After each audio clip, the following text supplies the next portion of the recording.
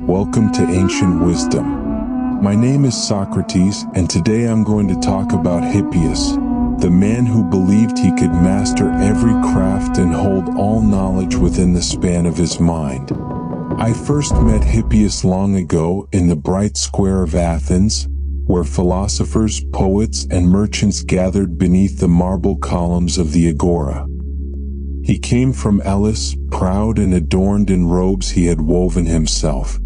Even his sandals, his ring, and the clasp that held his cloak were his own creations. The people marveled at him. They said, "Here is a man who can do anything." And indeed, Hippias spoke of numbers, stars, laws, poetry, and war as though he had been the first to discover them all. He moved through the crowd like a man walking among children, smiling, certain, untouchable. I remember thinking, such brilliance can dazzle even the wisest eyes, yet light too bright can blind the one who carries it. I asked him softly, "Tell me, Hippias, if you are the master of all things, then what is beauty? What is wisdom? And which one of these makes a man truly good?" He smiled as if he already held every answer. "Beauty," he said, "is in gold, in order, in perfection."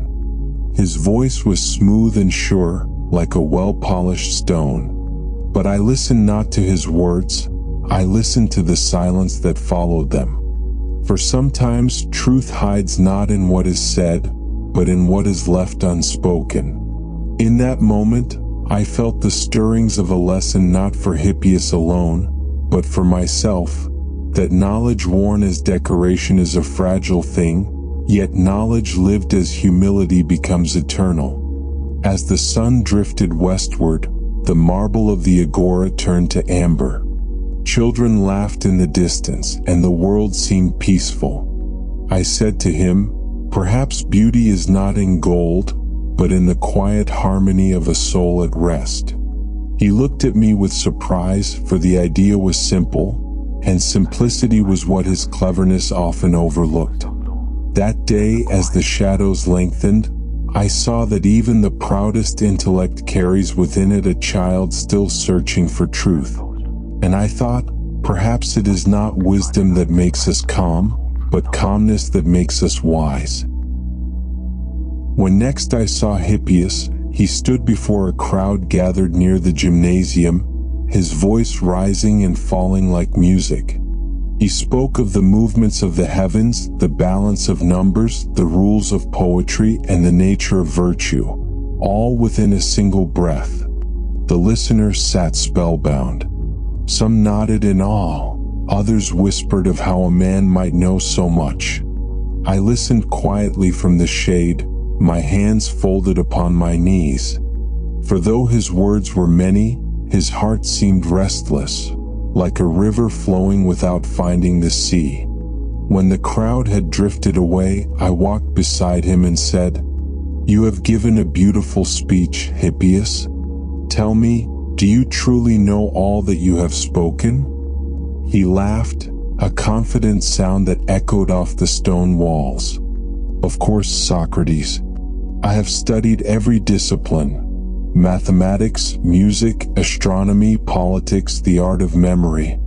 There is no subject of which I cannot speak." His certainty was dazzling, like sunlight on polished bronze. Yet I have learned that the brighter the shine, the deeper the shadows it hides. So I asked him gently, "If a man knows all things, Hippias, then he must know himself most of all. Tell me then, what is the nature of the soul?" He paused, his smile softening. "The soul," he said, "is that which thinks and commands. It is the part of man that seeks excellence." I nodded, for it was a fair answer, but one spoken from the lips, not the heart. "And does this soul, which knows so much, ever err?" He frowned. "How could it if it possesses knowledge?"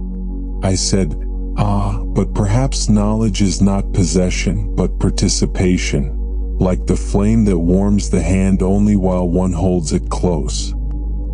He looked at me curiously as though I had spoken in riddles. Yet I saw in his eyes a flicker, the faint light of doubt, which is the first true step toward wisdom. We walked through the agora, the air filled with the smell of olives and honeyed bread. He told me of his journeys, how he had taught in Sicily, in Sparta, in Thessaly. He had earned riches and fame, he said, and even kings sought his counsel. Surely, he concluded, that is proof of wisdom. But I smiled and said softly, perhaps, my friend, it is proof of usefulness, for a man may be prized for his skill and still be far from understanding.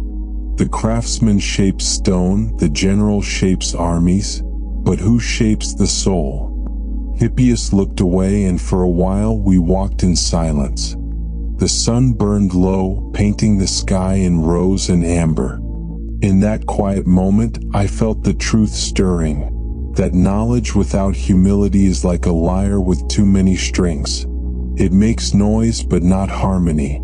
I told him then, when I was young, I too thought that wisdom was a basket filled with facts. But now I see that wisdom is more like a garden, tended each day, watered by reflection and visited by silence.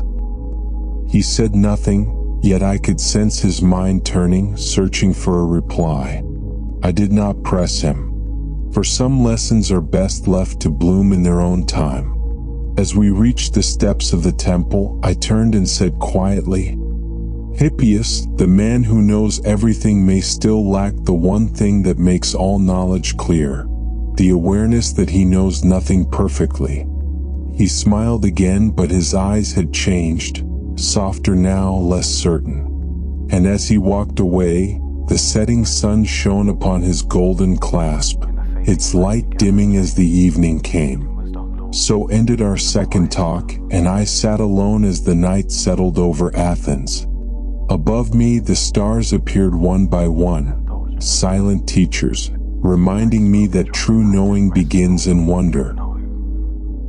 The next day we met again beneath the olive trees near the edge of the agora. The morning was cool and the leaves shimmered softly in the breeze.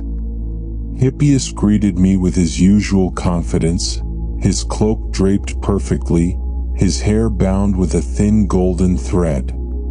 He seemed carved from sunlight, graceful, composed, certain of himself. Socrates, he said, I have thought about our talk. Perhaps you are right that wisdom must grow like a garden, but still surely beauty can be measured. A thing of gold, for instance, is more beautiful than one of clay. I smiled and replied, my dear Hippias, perhaps you will help me understand what beauty truly is. Tell me, what is it that makes something beautiful? He lifted his hand and gestured toward the temple, where the sculptors worked on a new statue of Athena. Look at her, he said. The goddess shines with symmetry, proportion, perfection, all of which are beautiful. Beauty is in the harmony of parts. That is well said, I answered gently. But tell me, if a man were wise, gentle, and good, would he not also be beautiful, though his body were crooked and his robe plain? Hippias frowned slightly. That may be true of the soul, but I speak of the kind of beauty that pleases the eyes. Ah, I said softly, so there are two beauties then, one that pleases the eyes and another that pleases the soul? He hesitated, thinking. Perhaps. Yet the first is visible, the second invisible. I nodded. Then tell me, my friend, which of these is greater? The beauty that fades with the years, or the beauty that grows as the soul ripens? Hippias looked down at his golden clasp, then back at me.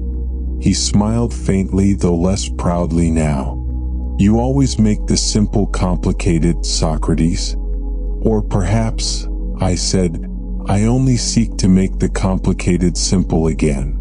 We sat quietly for a time, listening to the cicadas singing in the grass.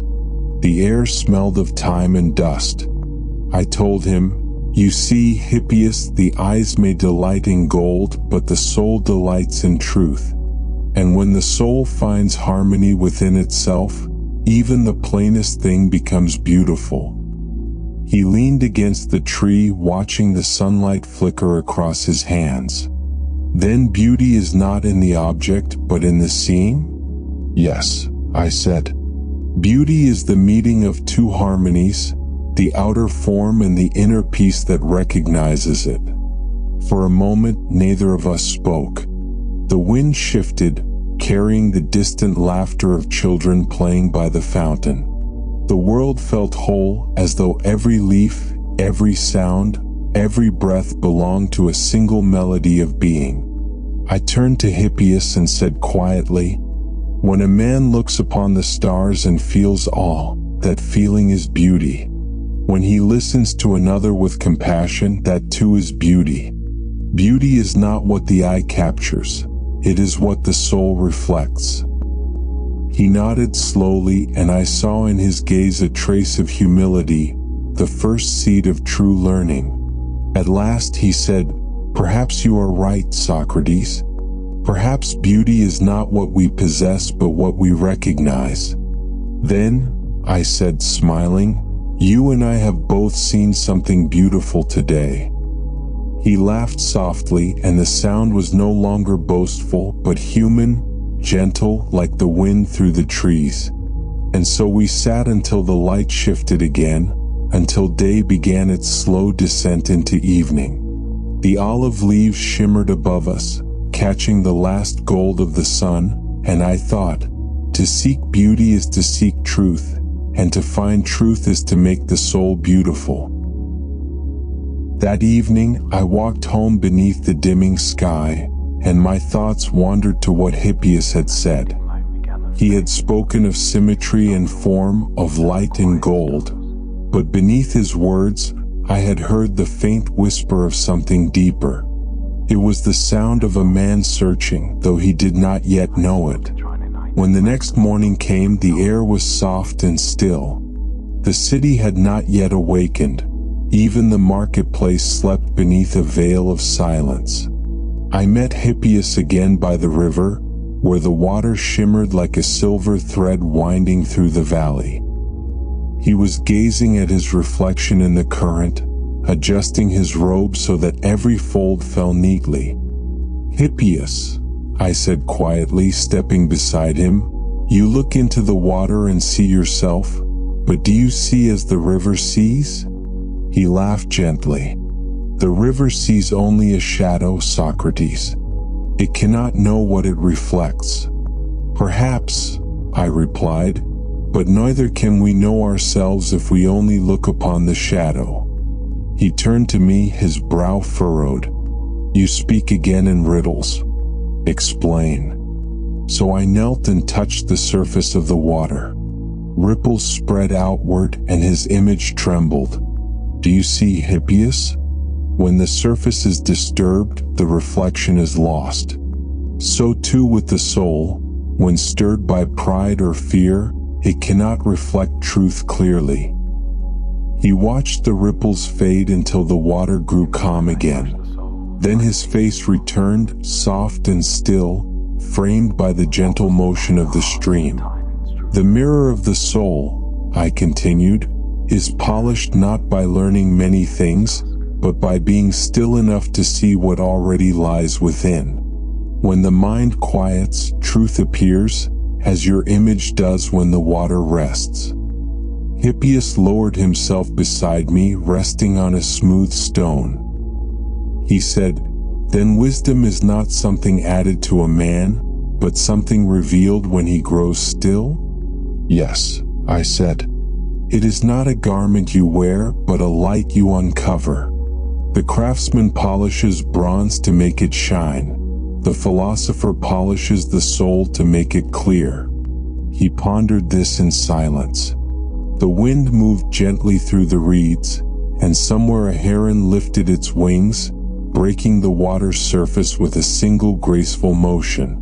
I thought of how much of life is spent chasing reflections, wealth, appearance, approval, and how rarely one looks into the quiet depths beneath.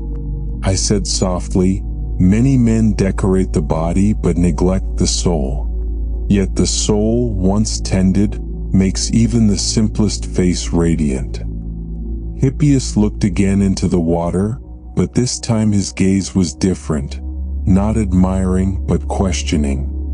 He said, "Then beauty is truth seen through a calm soul." I nodded. "Yes, my friend. And truth is beauty recognized without the noise of vanity." We sat for a long time watching the current slide past, slow and bright beneath the morning sun.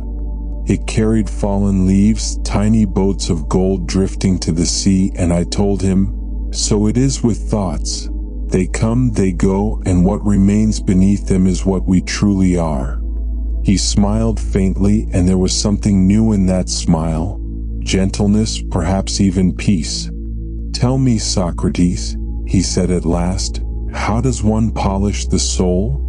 "By living with honesty," I replied. "By asking questions not to win, but to understand. By forgiving others quickly and oneself slowly. By seeing not how the world appears, but how it is." A moment of silence passed between us, filled only by the soft hum of nature around us. Then I said, "The gods gave us the body to move through the world, but they gave us the soul to reflect it." And as the river whispered on, I felt within me the stillness I spoke of, a quiet recognition that the search for truth begins not in the heavens, but in the calm mirror of one's own heart. In the days that followed, Hippias continued to visit me. Each morning, he arrived with the same eager stride, his mind full of new arguments, his hands filled with scrolls. He had written speeches on beauty, on justice, on truth, each more polished than the last. And though his tone was calm, his heart still carried a quiet pride, like a flame that refused to dim.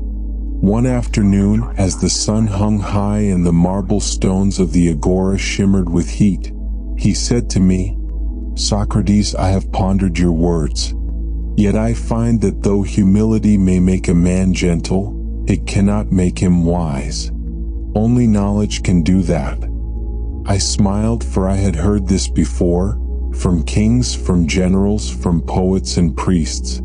"Tell me then, Hippias," I asked softly, "what is knowledge?" He lifted his chin proudly. "Knowledge is mastery, the knowing of many things, the ability to teach and persuade." I nodded slowly. "And the man who knows many things, does he always live well?" He hesitated. "If he uses his knowledge rightly, yes." "Ah," I said, "so wisdom then is not in knowing many things, but in knowing how to use them rightly?" He frowned, sensing the gentle trap. "Perhaps," he said cautiously. I chuckled. "Then maybe we must agree that the pride of knowing can sometimes hide the absence of wisdom." He looked at me curiously, and I continued, "I have met sailors who knew every star in the sky, yet could not guide their hearts toward goodness. And I have met humble men who knew little of the world, yet lived with a peace no philosopher could explain." Hippias sighed. "You would make ignorance a virtue, Socrates." "No," I said softly, "not ignorance, but openness. The mind that believes it knows all has closed its door to learning. The mind that admits it may not know has left the door ajar for truth to enter." He fell silent, and I could see the shadow of thought crossing his proud face. A breeze drifted through the square, carrying the scent of figs from the market stalls. Around us, the world continued its gentle rhythm. Merchants calling out their wares, children laughing as they chased one another across the stones. "Hippias," I said after a time, "pride in knowledge is like dust on a mirror. It may seem to glitter, but it clouds what lies beneath." He looked at me steadily. "And you, Socrates, do you feel no pride in your questioning?" I smiled. I feel gratitude, for every question reminds me of how vast truth is and how small I am before it. He nodded slowly, the edges of his certainty beginning to soften. Then what, in your view, is the right way to carry knowledge? As a gardener carries water, I said, carefully, humbly, for the sake of what may grow, not for his own reflection in the stream. He folded his arms, thoughtful. And what if the garden never bears fruit? Then, I replied, the watering was still an act of goodness. For wisdom is not a harvest we gather, it is the care with which we tend the soil. The sound of the city faded around us, and for a while, there was only silence between two men, one learning to let go of pride, the other learning to be patient with it. As the shadows lengthened, I said quietly, the pride of knowledge makes a man rigid. The humility of learning makes him soft, and in that softness, truth can take root. Hippias smiled faintly, and his eyes, once sharp with certainty, now carried something gentler, not defeat, but reflection. We stood, and as we parted, he said, perhaps, Socrates, the more one knows, the more he should bow his head. And I answered, yes, my friend, for even the mountain bends before the sky.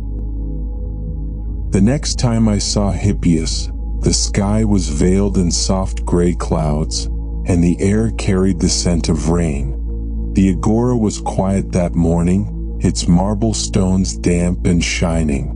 We found shelter under the portico of the Stoa, where philosophers often gathered to speak. The sound of distant thunder rolled across the hills, and in that calm before the storm, Hippias began to talk again, not with arrogance, but with a hint of restlessness. Socrates, he said, I have a gift beyond all men, the power of memory. I can recite the laws of cities, the verses of poets, the names of every constellation. There is nothing I forget. I smiled, hearing again that subtle tone of pride returning like a familiar echo. That is indeed a fine gift, my friend. But tell me, when you remember all these things, do they bring you peace? He looked puzzled. Peace? What has peace to do with knowledge? Perhaps everything, I said softly. For what good is a full mind if the heart remains empty? He frowned, then replied, knowledge is strength, Socrates. The one who remembers all things cannot be deceived. Ah, I said gently, but what of the one who deceives himself? He blinked, uncertain. The rain began to fall, soft and rhythmic, like a quiet drumbeat upon the stone. I continued, a man may memorize the words of wisdom, yet if he never examines them within himself, he carries only their sound, not their meaning. The unexamined boast, Hippias, is like a statue without breath, beautiful to the eyes but lifeless to the soul. He was silent for a while. The wind stirred the hem of his robe, and his eyes followed the rainwater trickling between the stones. I said, do you remember, Hippias, the story of the traveler who boasted of all the cities he had seen? He nodded. Each time he arrived somewhere new, I continued, he praised himself for his journey, yet he never looked closely at the people nor learned their ways. He returned home proud of his miles, but ignorant of the meaning behind them. So it is with a man who collects knowledge without reflection. He travels the world of thought, but never enters it. Hippias breathed deeply. Then you think I have traveled too quickly? Perhaps, I said, smiling. Or perhaps you have stopped to rest only where there were mirrors, and never by the quiet pools where one can see what lies beneath. He chuckled softly, half in amusement, half in surrender. You would have me doubt every certainty, Socrates. I would have you examine every certainty, I replied. For doubt, when born of honesty, is the midwife of understanding. The rain thickened, drumming on the roof above us. We watched as the agora emptied, the merchants drawing their awnings tight, the sound of their voices fading. I said, "When you boast, Hippias, ask yourself, does the boast serve truth or does it serve the self? For truth asks nothing of us but attention. Pride demands applause." He nodded slowly. "And if I no longer boast, what remains?" "Silence," I said. "And in silence, space for truth to speak." We sat without words for a long while, listening to the rain. The sky darkened, then softened again as if the clouds themselves were thinking. When at last the storm eased, the air was cool and fragrant, and the stones gleamed like mirrors. Hippias looked out across the quiet square. "Perhaps," he said, "I have spoken too much of what I know and too little of what I seek." I smiled. "Then you are at the beginning, my friend, and that is the wisest place to be." As we parted, I felt a quiet gratitude for him, for though his pride had once stood tall, now it began to bend, like a tree learning to dance with the wind. When the sun returned after the rain, Athens glowed anew. The air was clean, the marble bright, and every leaf on the olive trees shone like polished silver. Hippias met me again that afternoon, his mood quieter than before. He carried with him a small wooden box. Inside were tools, a fine chisel, a bit of wire, and a curved piece of bone for shaping. He smiled faintly. "Socrates," he said, "today I bring no speeches, only work. I have been carving a seal for a student of mine, and I thought perhaps you would like to watch." We sat together under the shade of the stoa. He placed a small piece of ivory on his knee and began to carve. His hands moved with precision, each cut deliberate, each motion calm and exact. I watched in silence, hearing the faint rasp of the blade against the smooth surface. After a while I said, "Your hand is steady, Hippias. You carve as though the ivory were listening." He chuckled. "When one knows his craft, the material obeys him." "Or perhaps," I said softly, "when one respects the material, it cooperates." He looked up, curious. "And what do you mean by that?" "The craftsman," I said, "who forces the wood into a form it does not wish to take, cracks it. But the one who listens, who follows the grain, who shapes with rather than against, that one creates harmony. So it is with the soul." He paused his work and studied me. "You mean wisdom is like craftsmanship?" "Yes," I replied. "Each thought we carve, each word we speak, leaves a mark upon the soul. To live wisely is to shape the self as a craftsman shapes his art, with patience, humility, and care." He turned the piece of ivory in his fingers, the faint design beginning to emerge. "Then even small actions done carefully are acts of wisdom?" "Indeed," I said. "The gods see not the grandeur of our work, but the spirit with which it is done. A man who sweeps the floor with mindfulness builds the same order in his heart as the sculptor who chisels a god." Hippias smiled, his pride softened now into quiet understanding. "Perhaps that is why I find peace in making things. When I carve, the noise of the world fades. Only the rhythm of my hands remains. That," I said gently, "is the rhythm of truth, the moment when mind and matter move as one." He nodded, returning to his work. The carving grew finer. A small owl, the symbol of Athena, its wings spread wide. I watched as the form took shape, the delicate feathers catching the light. After some time he said, "Socrates, I have often spoken to crowds, yet none of them have listened to me as this ivory listens. It accepts every touch without pride, without resistance. Because it does not think it knows, I said with a smile. And that is why it becomes beautiful. He laughed softly, and for the first time, it was not a laugh of superiority, but of shared discovery. When he finished, he placed the carving in my hand. "Take it," he said. "A gift. You have carved my thoughts more finely than I could carve this seal." I looked at the little owl resting in my palm, smooth, luminous, perfectly balanced. "I will keep it," I said, as a reminder that the wisest craftsman is not the one who shapes the most, but the one who listens the deepest. We sat for a while in silence. The air was warm and still, and the sound of children playing drifted through the marketplace. I told him then, "Every man is a craftsman, Hippias, not of wood or ivory, but of his own character.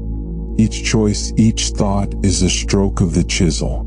Some carve carelessly and wonder why their lives seem crooked. But the wise carve with love, and their souls become temples of quiet strength." The light deepened to gold. Hippias looked out over the city and said softly, "Then perhaps, Socrates, all art is a form of prayer." I nodded. "Yes, my friend. Every careful act is a whisper to the divine." And as the day faded, I felt a stillness settle between us, the kind that follows not the gaining of knowledge, but the awakening of understanding. The next morning, I found Hippias waiting for me by the steps of the temple. The city was waking, merchants unrolling their cloths, the scent of bread drifting from the ovens, and the golden light of dawn spilling across the stones. He greeted me with warmth and said, "Socrates, I have been thinking. Yesterday you spoke of listening to the material one works with. But when it comes to thought, how can one measure truth? Can there be harmony without a standard? Can there be wisdom without certainty?" I smiled and gestured for him to walk with me. "You ask what all seekers ask, my friend, how to measure the invisible." We strolled through the quiet lanes toward the hill of Nyx, where the air felt clear and wide. There, overlooking the city, we sat. Below us, Athens stretched like a living thought, temples gleaming, streets winding, and voices rising faintly from the market.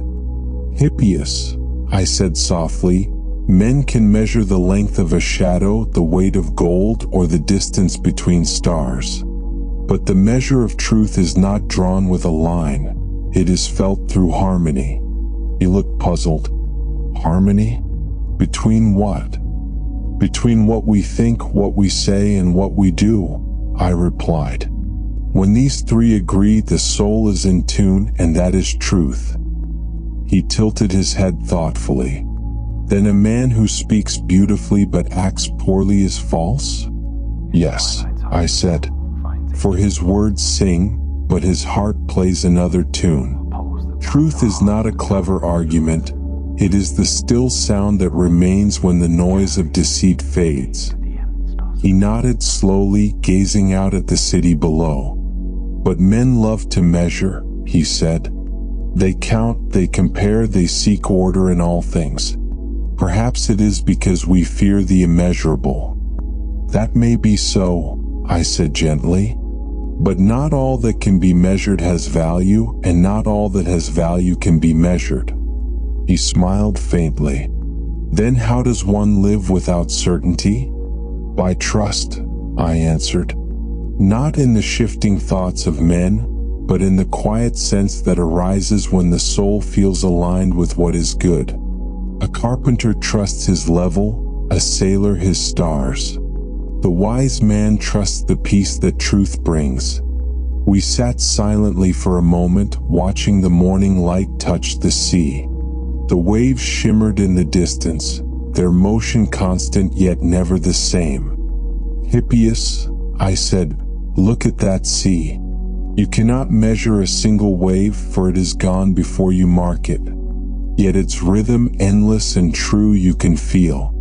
So it is with truth, it cannot be caught, but it can be lived. He breathed deeply, letting the thought sink in. Then truth is not something to be possessed, but something to be practiced. Exactly, I said with a smile. Each act of honesty, each word of kindness, each moment of clarity, these are small measures of a great truth. It was quiet for a while. The wind moved gently through the grass, carrying the faint smell of myrrh from a distant shrine. Then he asked, "And what of lies, Socrates? Why do men choose falsehood when truth feels so pure?" "Because," I said, "truth demands humility while falsehood flatters pride. A lie lets us stand tall for a moment, but truth teaches us to bow, and in bowing we rise." Hippias laughed softly, shaking his head. "You turn the world upside down, Socrates, and yet somehow it makes sense." I chuckled. "The world is already upside down, my friend. Philosophy merely teaches us to stand correctly upon it."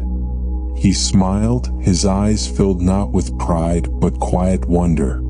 And I saw in him a man beginning to understand that knowledge is not measured in facts, but in the peace that truth leaves behind. As we rose to leave, I said, "Hippias, the measure of truth is not a rule for others. It is a balance within oneself. When a man's thoughts, words, and deeds move as one, he has found his measure, and no falsehood can disturb it." He bowed his head slightly. "Then today I begin not to collect truths, but to live one." And so we walked back toward the city, our sandals brushing against the dust, our silence deep and kind, the kind that follows not confusion but clarity. The next evening came quietly, with the scent of jasmine on the air and the hum of crickets rising beneath the stars. The city had grown hushed after its long day, and the moon, half veiled by drifting clouds, hung over the rooftops like a silver lantern. Hippias found me sitting near the edge of the Acropolis, where the stones were warm from the day's sun. He joined me there, lowering himself onto the step beside me, his robe brushed by the evening wind. He said softly, "Socrates, I have thought much on truth since our last walk. I find myself uneasy, for I begin to see that I have often spoken what I did not entirely believe, not lies, but words shaped for approval. Perhaps I have loved the applause of men more than the voice of truth." I looked at him kindly. "You are not alone in that, my friend. Many who seek to be admired lose sight of what is real. The tongue can make music that pleases the crowd, yet the heart may remain silent." He nodded, his gaze fixed upon the distant torches flickering in the lower streets. "Then tell me, Socrates, what does it mean to be honest?"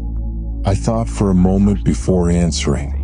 "Honesty is not the loud declaration of truth, Hippias. It is the quiet alignment of what we know, what we say, and what we are. The honest mind does not pretend, it simply reflects." He furrowed his brow. "Reflects what?" "The harmony between thought and being," I said. "As the moon reflects the sun's light, so the honest mind reflects the light of the soul. It does not invent, it does not distort, it receives and it shines." He sighed. "But it is difficult, Socrates. The world rewards those who speak beautifully, even if falsely." "True," I replied gently, "but it also forgets them quickly. Only truth endures, for it does not depend upon the applause of others. It rests easily within itself." We sat in silence for a while, watching the slow dance of clouds across the sky. The air was cool now, and a dog barked faintly somewhere in the distance. I said quietly, "When I was young, I thought honesty was simply not lying. But now I see that it is more. It is refusing to pretend even to oneself. The mind that deceives others soon becomes lost in its own web. Hippias turned to me, his face softened by the pale moonlight. Then the hardest deceit to overcome is the one we tell ourselves. Yes, I said. The dishonest man hides behind cleverness, while the honest man stands in simplicity. The one who knows little but speaks truth is closer to wisdom than the one who knows much but uses it to adorn his vanity. He leaned back against the stone and whispered, "And yet, honesty often leaves one alone." I smiled. Only at first. For truth, like a quiet companion, walks beside those who seek it. When others fall away, she remains. He breathed deeply, letting the words settle like dust upon still air. Then he said, "You have a strange power, Socrates. You make me feel both humbled and free." "That is the gift of truth," I replied. "It humbles the mind and frees the soul." We watched the stars together. I pointed to one shining above the horizon. "Do you see that, Hippias? It shines not to impress, but simply because it must. That is how truth lives, steady, unadorned, content to illuminate what is near." He smiled quietly. "Then the honest mind is like that star. It does not argue or boast, it just shines." "Yes," I said, "and even a single star can make the night less dark." He looked out over the sleeping city and whispered, "Perhaps I will try to be such a light." "Do not try," I said softly. "Just remove what dims it, pride, fear, and the desire to appear wise. The light is already within you." The wind moved gently through the olive branches below us, and a feeling of peace settled between us, the kind that comes when no words are left to prove. As we rose to leave, I placed my hand upon his shoulder and said, "Hippias, honesty begins not in speech but in silence, when a man listens not to the world but to the still voice within." He nodded. "And perhaps that voice has been waiting all along." "Yes," I said. "It always has." The next morning, Athens awoke under a sky of pale gold. The streets were alive again, vendors calling out, philosophers arguing in shaded corners, and poets reciting verses near the steps of the temple. The air shimmered with words, endless, eager, rushing like streams through the minds of men. Hippias stood among them, his voice carrying above the murmur. He was teaching rhetoric that day, his speech flowing like honey. His gestures were graceful, his tone measured, his pauses deliberate. The crowd listened, enchanted by the smoothness of his rhythm. When he saw me at the edge of the crowd, he smiled proudly. "Socrates," he said after finishing his lesson, "you see, I have learned the art of persuasion. Words are like music. Each must be placed where it pleases the ear. The speaker who masters this dance can move hearts and shape minds." I nodded gently. "Indeed, my friend. But tell me, do you dance for truth or only for applause?" He laughed. "What is the difference? The one who pleases the people speaks wisely, does he not?" "Not always," I replied softly. "The crowd may cheer for the song, not the meaning. The wise man must care not only for how words sound, but for whether they are true." He tilted his head. "But Socrates, the art of words is what makes truth beautiful." "Perhaps," I said, "but beauty that hides emptiness is no different from a gilded cage. The songbird inside still longs for the sky." Hippias frowned slightly.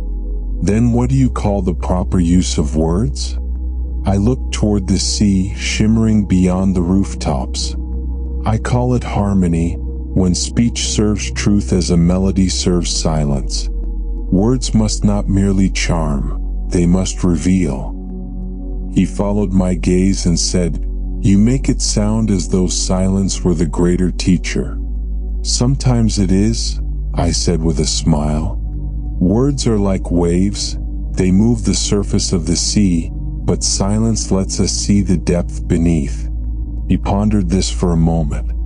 "Then you think the skilled orator is a danger?" "No," I said. "He is a gift if he remembers that words are not weapons but lamps. The danger begins when one uses light to blind instead of illuminate."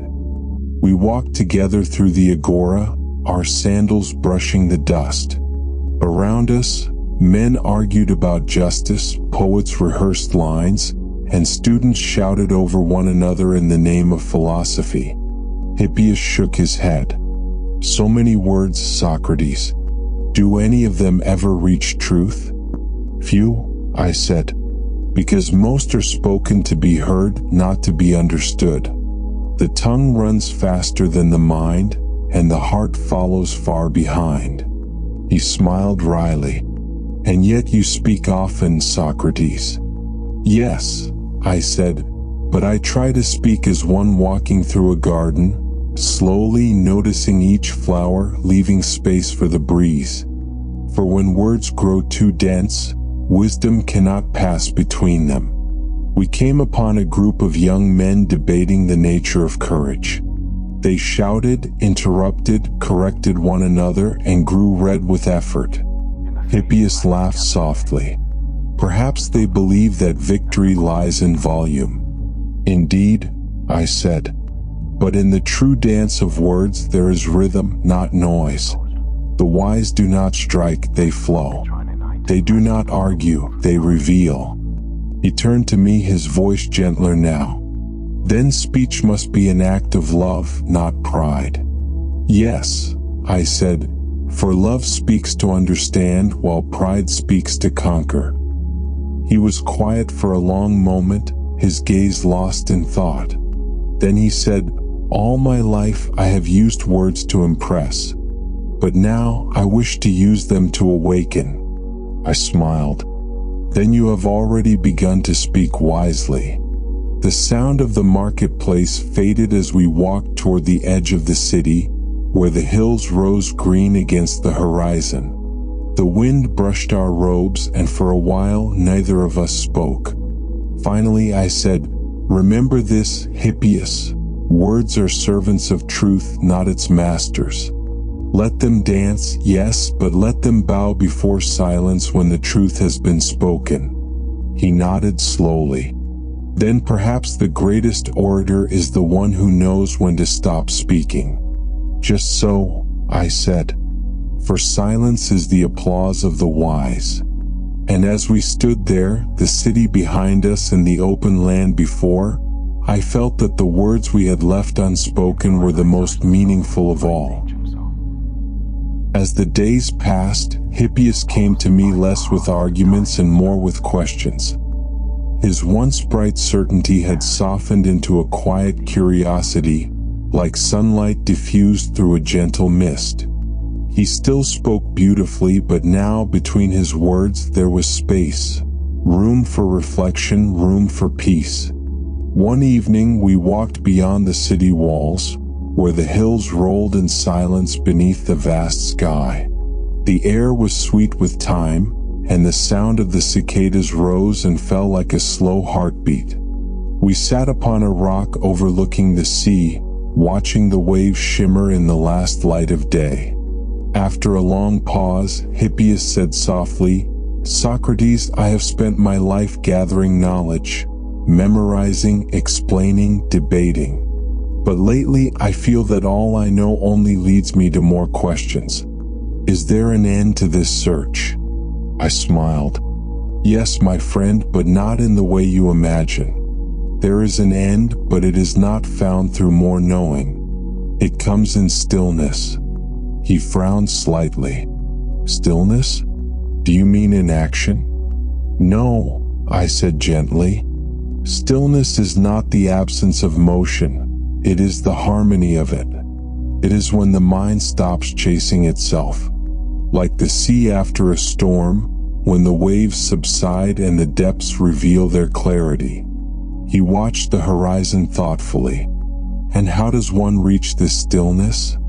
By ceasing to seek it, I said. The more you struggle to silence the mind, the louder it becomes. But if you sit quietly as we do now and simply observe, the noise settles on its own. He chuckled softly. Then wisdom is like the sea, always there but hidden by the storm of thought. Yes, I said. And knowledge is like the wind that stirs that storm. It is useful, but if you let it blow without restraint, it obscures what you most wish to see. We sat in silence then, letting the evening deepen. The stars began to appear, faint at first, then clear and sharp against the velvet sky. Their stillness seemed to echo what we had spoken, vast, radiant, unmoving. I said quietly, the wisest men I have known were not those who spoke the most, but those whose presence was calm. They carried peace with them like a quiet lamp. Wherever they went, others felt its glow. Hippias looked at me with calm eyes. And you, Socrates, do you feel that peace? I smiled faintly. At times, yes. When I stop questioning the world long enough to listen to it. He nodded slowly. Perhaps I have mistaken movement for progress. I have been so busy gathering knowledge that I never paused to let it become wisdom. Then pause now, I said softly. Let your mind rest as a pond rests after rain. See how the stars reflect upon it. They do not fall into the water, yet their light enters it completely. He gazed at the sky, his face serene. I understand, he whispered. Knowledge fills the mind, but stillness fills the soul. Yes, I said. And when the soul is full of stillness, truth has no need to shout. We sat together until the night grew cool. The city's distant torches flickered like faint memories below us, while above, the constellations burned with quiet authority. At last, Hippias said, perhaps I have been like a man trying to capture the stars in a jar, when all I needed was to look up and see. I smiled. Then you have learned the greatest lesson, that understanding is not something to be caught, but something to be allowed. A soft wind passed over the hill, carrying the scent of the sea. The world around us seemed to exhale, and in that long breath, everything, thought, word, and silence became one. I said, this is the stillness beneath knowledge, Hippias. Not emptiness, but fullness, a peace that comes when the mind stops reaching and begins to listen. He closed his eyes for a moment, then whispered, it is beautiful. Yes, I said. And it has been waiting for you all along. The next morning, the world awoke soft and clear after a long night of silence. The air smelled of the earth itself, fresh and full of promise. Hippias and I walked slowly through the garden of the academy, where dew shimmered on every leaf and the birds sang as if the sky itself were being born anew. He seemed at peace. No scrolls, no speeches, no pupils following behind him. Only his quiet footsteps beside mine, and the calm of a man beginning to see differently. Socrates, he said after a while, I find myself strangely content these days. And yet, I know less than ever before. It feels as though every answer I once carried has dissolved into mist. I smiled. Then, my friend, you are finally beginning to see clearly. He laughed softly. To know less is to see more? That sounds like one of your riddles. It is no riddle, I said. It is the nature of truth. The more we think we know, the more we close our eyes to mystery. But when we accept that we do not know, our eyes open again, wide, childlike, full of wonder. He walked a few steps ahead, brushing his hand across the leaves of a fig tree. And you, Socrates, do you still not know? I know only this, I said gently, that I know nothing perfectly. And because of that, I never stop learning. Ignorance confessed is the beginning of wisdom. Ignorance concealed is its end. He turned toward me, his face warm with the morning light. Then not knowing is not a weakness? Not at all, I said. It is a doorway. The proud mind seeks to build walls of certainty. The wise mind keeps its doors open for what may enter. We learn not by guarding what we believe, but by welcoming what we do not yet understand. We stopped by a small fountain where the water fell in soft, musical tones. I could see his reflection ripple across the surface, calm yet alive. He said, "When I was young, I thought to be wise was to hold every answer. Now I see that wisdom is the space between questions." I nodded slowly. Yes, Hippias. The gods have hidden truth not in temples or scrolls, but in mystery. It is the humility of not knowing that draws us closer to them. The man who says, "I do not know," walks hand in hand with the divine. He sat upon the low wall near the fountain, deep in thought. The leaves rustled gently overhead. "It is strange," he said. "I once believed ignorance to be shameful.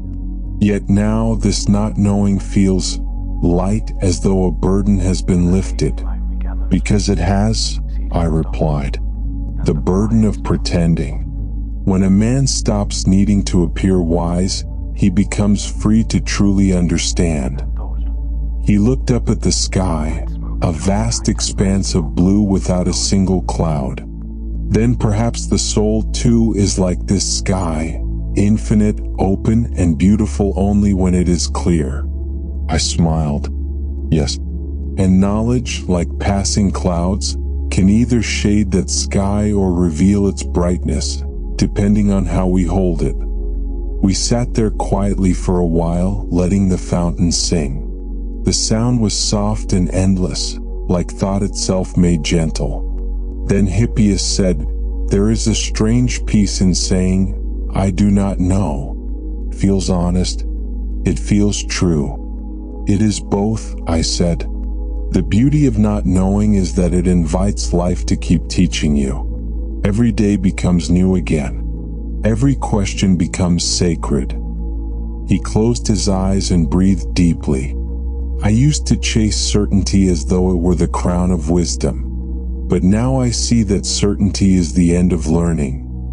"Exactly," I said. "And life is too vast to be contained in the walls of certainty.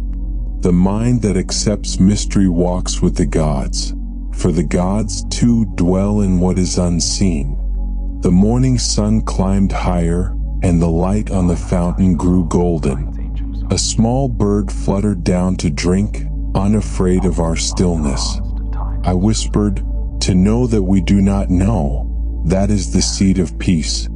It humbles the mind, softens the heart, and opens the spirit to the quiet joy of discovery." Hippias nodded, his voice low and tender. "Then perhaps ignorance, when faced with honesty, is not darkness but dawn." "Yes," I said, "and every dawn begins in shadow." He smiled, and I could see in his eyes the calm of a man no longer striving to be wise, but simply content to be. We stayed there until the light grew bright, and I felt that our conversation had turned into silence, a silence richer than words, filled with the quiet laughter of understanding. That evening, as the sun began to sink behind the hills, the city of Athens glowed with a soft amber light. The streets quieted, and the air grew cool and fragrant. Hippias and I sat beside a small garden near the temple of Hephaestus, where the scent of olive blossoms drifted through the stillness. The day had been long, and neither of us spoke for some time. The silence between us was not empty, it was full, alive, breathing like the heart of the earth itself. After a while, Hippias turned to me and said in a quiet voice, "Socrates, I feel as though something within me has fallen away. For so many years, I believed myself superior. I taught with pride, I argued to win, I sought to dazzle rather than to understand. But now I see that wisdom is not in victory, it is in reverence." I smiled gently. "And what is it, my friend, that you now revere?" He looked toward the horizon, where the sky met the sea in a band of glowing gold. "The mystery of things," he said softly, "the vastness of what I cannot know, the kindness of listening. Even the silence between us feels sacred." I nodded. "You have discovered humility, Hippias, and it is the finest teacher of all." He lowered his head slightly, his eyes glistening with the reflection of the fading light. "Strange," he murmured. "I once thought humility was weakness, something that belonged to the timid. But now I feel its strength. It softens me, yet makes me unshakable. Because," I said, "humility does not bend the soul, it roots it. The proud man builds his house on sand, while the humble one builds his heart upon stone. The storm humbles the proud, but it passes gently over the one who already bows." He smiled faintly, and for a long moment, neither of us spoke. The air was filled with the low hum of evening insects, and the marble columns before us glowed pale against the coming dusk. I said quietly, "Do you remember when you told me you could teach any subject, craft any object, recall every fact? You carried all of knowledge like a crown. But a crown, however bright, presses heavy upon the brow. Now you carry nothing, and yet you shine." He laughed softly.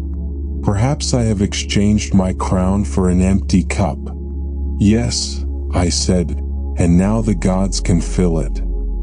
He looked at me, his eyes filled with calm. "So this is what you meant, Socrates, when you said that the unexamined life is not worth living. I used to think you meant one must analyze, dissect, question endlessly. But now I see that examination is not for mastery, it is for humility. It is the soul bowing to truth." I nodded slowly.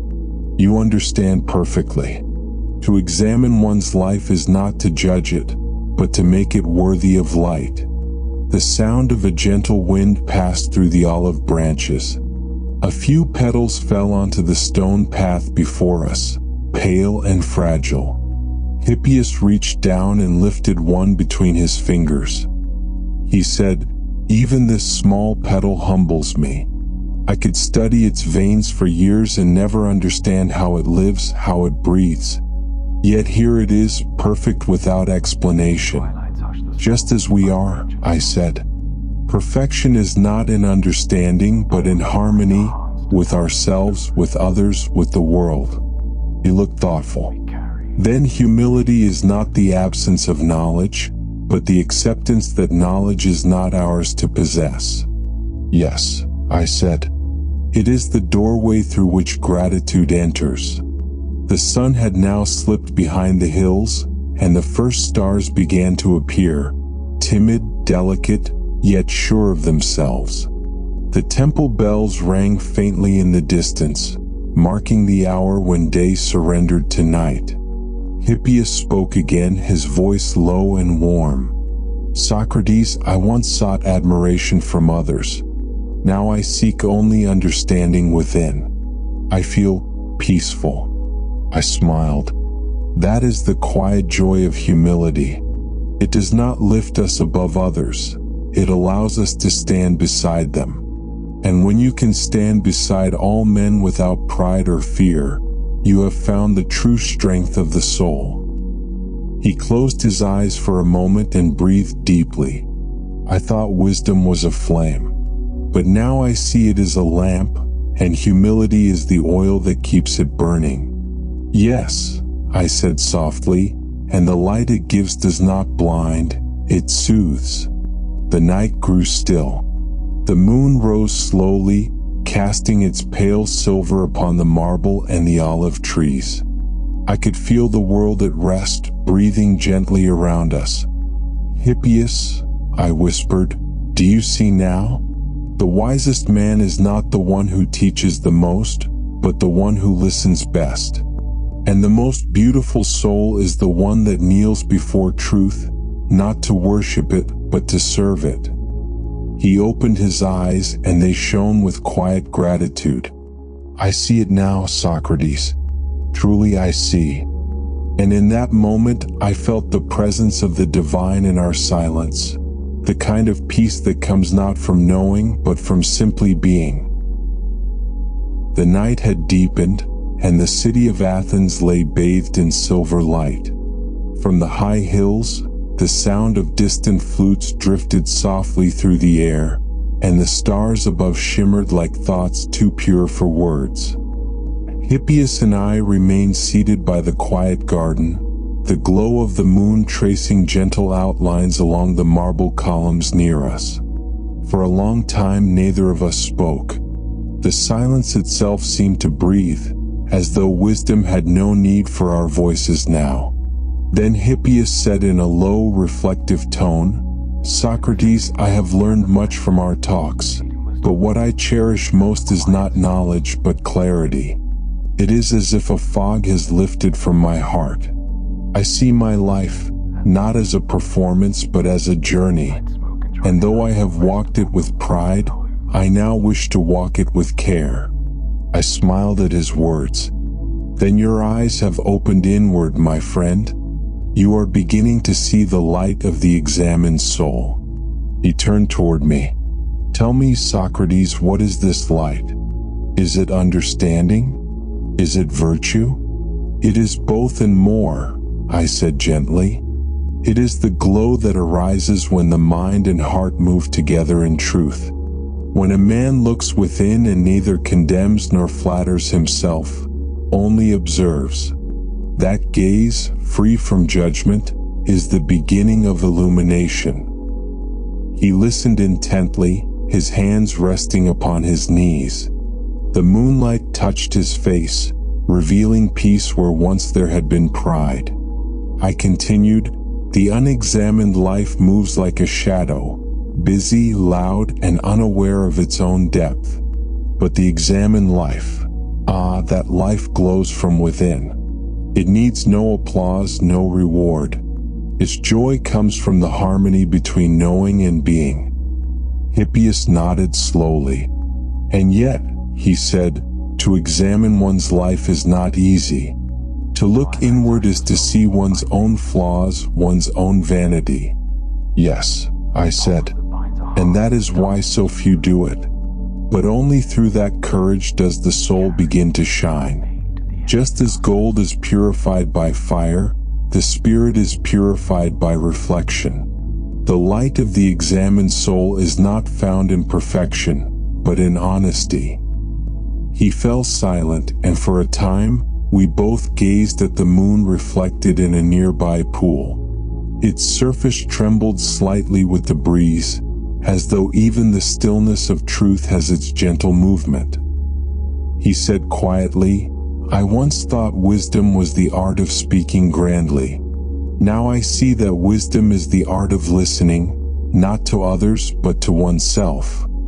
"Indeed," I replied. "When the soul listens, it remembers its own goodness. The gods placed that light within us before we were born.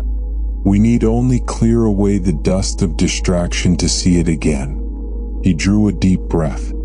"Then virtue is not taught, it is remembered." I smiled. "Yes, the examined soul recalls what it has always known, that kindness is strength, humility is wisdom, and love is the purest form of truth." The wind moved softly through the olive trees. Somewhere nearby, an owl, the bird of Athena, called into the night. Its cry echoed through the silence like a blessing from the goddess of wisdom herself. Hippias whispered, "I used to believe the gods gave knowledge only to the gifted, to those who could reason and recite. But now I think they give it to all who dare to be honest with themselves. Exactly, I said. To see oneself clearly is to see the divine reflected in one's own heart. That is why I tell my students, know yourself and you will know all. He smiled, and there was a calm radiance in his expression. It is strange, he said. I feel lighter. As if every false weight I carried, every desire to prove myself, has fallen away. I do not feel smaller, I feel freer. That is the light, Hippias, I said softly. The light of an examined soul does not blind, it reveals. It shows that there is nothing to defend, nothing to possess, nothing to fear. He looked at me with quiet gratitude. Then perhaps wisdom is not something to be reached at the end of life, but something to be lived every day, in how one speaks, listens, and treats others. Just so, I said. Each act of kindness, each moment of reflection, adds to that inner flame. And when a man dies, it is that light, not his words, not his wealth, that travels with him beyond the veil. The wind stilled, and for a heartbeat, the world seemed utterly silent. Even the stars above felt close, as though they leaned down to listen. I said quietly, the light of the examined soul is gentle. It does not seek to conquer or impress. It simply illuminates, and in its glow, others too begin to see. Hippias nodded. Then the soul that examines itself becomes a lamp for others. Yes, I said. And that is the greatest gift one can give. He looked out at the horizon where night touched the sea. Socrates, he said softly, I used to think the wise man walked ahead of others. Now I see he walks beside them, holding a small light so they may not stumble. I smiled. And in doing so, he sees the path more clearly himself. We rose then, our robes stirring in the night breeze. The moonlight fell across the path before us, pale and steady, like the very truth we had spoken of. The night had grown still. The stars burned steadily above, and the air held that sacred hush that comes when the world has said all it needs to say. Hippias and I walked in silence through the quiet streets of Athens, our sandals whispering against the stones. Lamps glimmered faintly in distant doorways, and the city seemed to breathe, not in haste but in peace. At last we came to the steps of the temple, where the marble gleamed pale under the moon. There we stopped.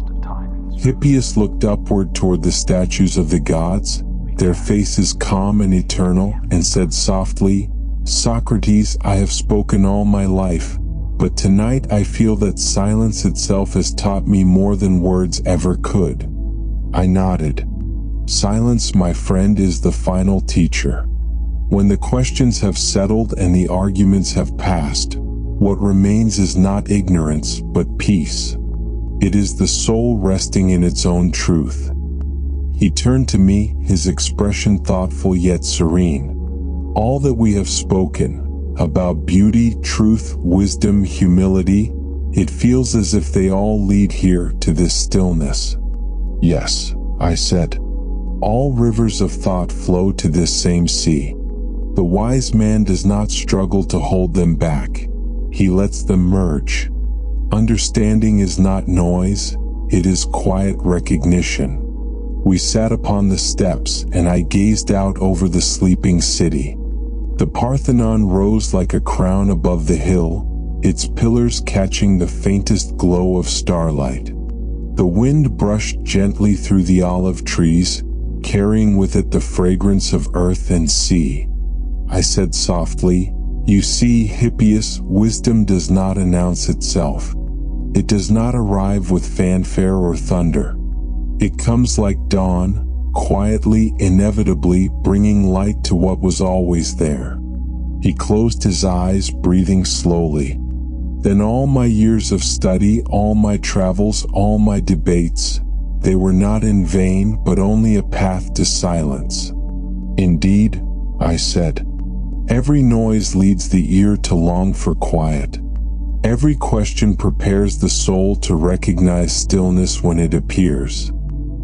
He opened his eyes and looked toward the horizon, where the faintest silver hint of morning began to bloom.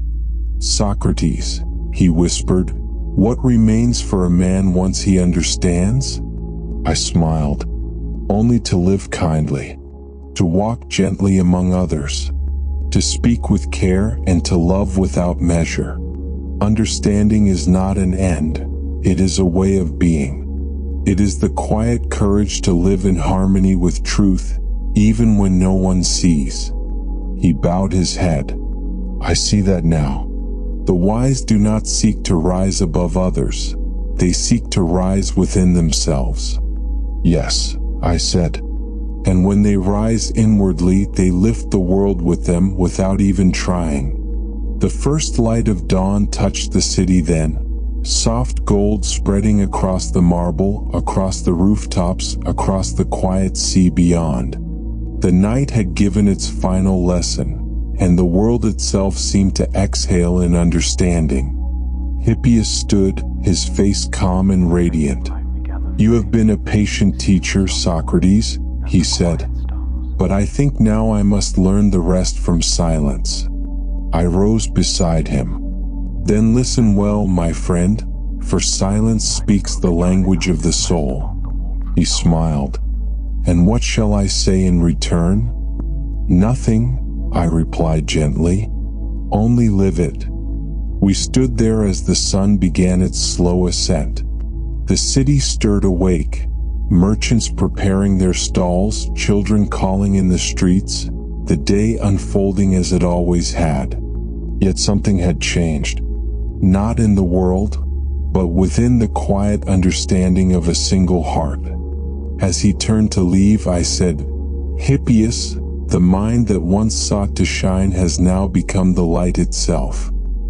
He paused, nodded, and walked down the marble path, his figure growing smaller in the rising glow of morning. And for a long while I remained there, not as a teacher, not as a thinker, but simply as a soul at peace beneath the widening sky. And I thought, to understand is not to know everything, but to rest in everything as it is. The wind brushed gently past, carrying the fragrance of dawn, and I whispered to no one in particular, may every soul come to this quiet one day, where learning becomes listening and listening becomes love. Then I closed my eyes, breathed deeply, and felt the soft warmth of the sun upon my face. Rest now, dear listener, in the quiet of understanding. Let the mind settle, the heart open, and the soul find peace in its gentle knowing. For wisdom is not a sound, it is a silence that shines.